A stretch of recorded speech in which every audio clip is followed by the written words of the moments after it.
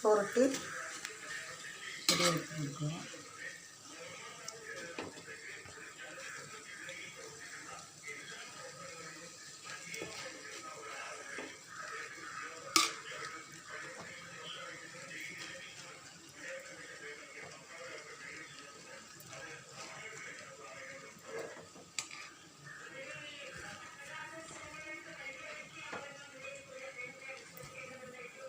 പറയാം അതിപ്പിടി ഇവിടെ അവർക്ക് മനസ്സിലാവില്ലല്ലേ.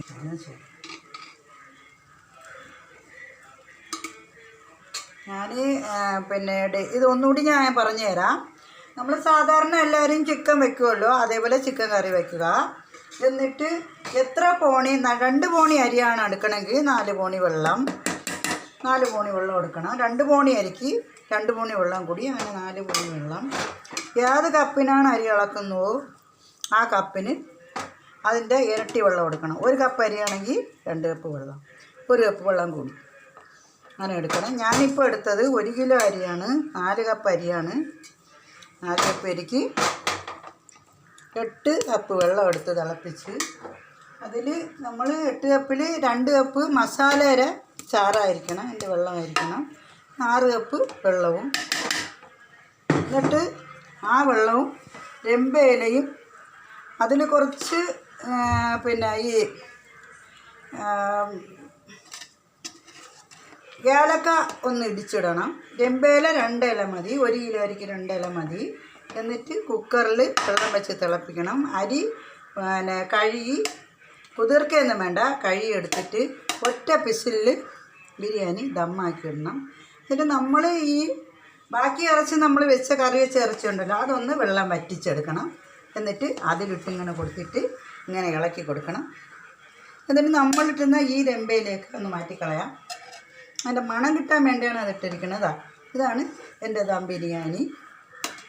ഇത് നന്നായിട്ടിരിക്കും, നല്ല സോഫ്റ്റായിട്ടിരിക്കും, നല്ല രസമാണ്. ഇതിൻ്റെ പുറത്ത് ഇനി നമുക്ക് പിന്നെ അണ്ടിപ്പരിപ്പും മുന്തിരിങ്ങയൊക്കെ ഇട്ട് അലങ്കരിച്ച് കൊടുക്കാം.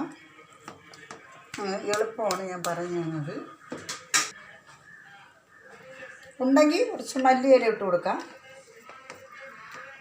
മല്ലിയില. ഇതാണ് എൻ്റെ ദം ബിരിയാണി റെഡി. ഇത് 1 കിലോ അരിക്ക് വെച്ച ബിരിയാണിയാണ്.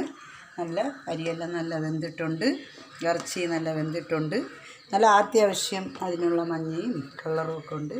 ഇങ്ങനെ ഇറച്ചി വെച്ചിട്ട് ഇറച്ചി 2 കപ്പ് 1 കിലോ അരിക്ക് 6 കപ്പ് വെള്ളവും 2 കപ്പ് ഇറച്ചി ചാറും ചേർത്ത് തിളയ്ക്കുമ്പോൾ ആവശ്യത്തിന് ഉപ്പിട്ട് നെയ്യും ഇട്ട് ഒറ്റ പിസിലിൽ വേവണം. എന്നിട്ട് ഒരു 5 മിനിറ്റ് കഴിയുമ്പോൾ തുറക്കണം. അരി വെന്തോല്ലി അറിയാൻ വേണ്ടി തുറന്ന് ഇളക്കി നോക്കണം. അതിന് ശേഷം അരി വെന്തെങ്കിൽ കോരി ഈ ഇറച്ചി ഇരിക്കുന്ന ബാക്കി ഇറച്ചി വറ്റിച്ചിട്ട് അതിൽ കൂടി സെറ്റ് ചെയ്യാം. ചെയ്തിട്ട് ചോറ് കോരിയിടുക. ചോറ് വെന്തില്ലെങ്കിൽ ഒന്നുകൂടി താത്ത് നമുക്ക് ഈ കുക്കറിൽ തന്നെ വെച്ചേക്കാം. ചോറ് വെന്തതിന് ശേഷം കോരിയിട്ട് സെറ്റ് ചെയ്താൽ മതി. ഇതാണ് എൻ്റെ ദം ബിരിയാണി.